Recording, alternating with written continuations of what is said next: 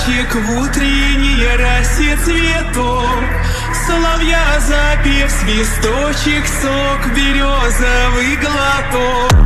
Тишины послушать волю, по тропинке в лес густой, поболтать с березкой вдоволь про него и про любовь.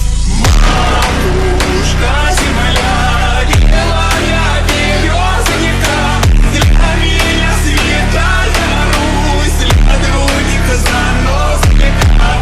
Матушка земля, ой, белая березонька, для меня святая Русь, для других занос.